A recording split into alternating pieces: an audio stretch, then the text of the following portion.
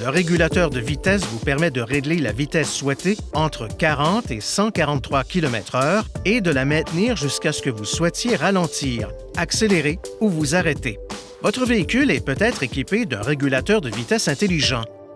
Si c'est le cas, activez le régulateur de vitesse classique à vitesse fixe en appuyant sur la commande marche-arrêt au volant et en la maintenant enfoncée pendant environ 1,5 secondes.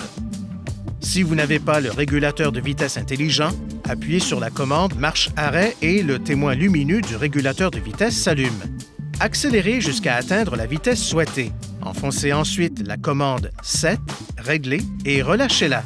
Le témoin lumineux du régulateur de vitesse s'allume et votre véhicule circule à la vitesse que vous avez sélectionnée. Si vous devez dépasser un autre véhicule, assurez-vous que la manœuvre est légale.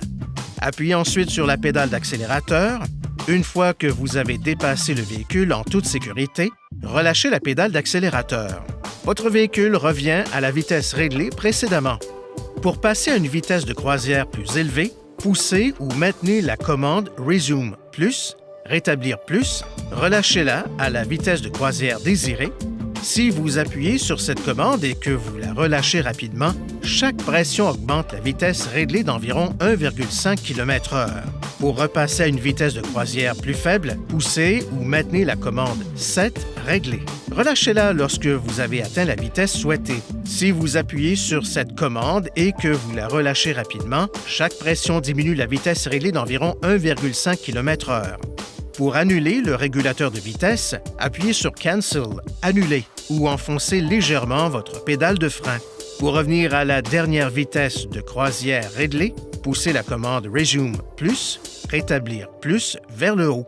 Pour désactiver le régulateur de vitesse, appuyez sur la commande marche-arrêt. Le témoin lumineux du régulateur de vitesse s'éteint. Veuillez consulter le manuel du conducteur pour obtenir des renseignements importants concernant la sécurité et les limites du système et pour en savoir davantage au sujet de son utilisation et de ses caractéristiques.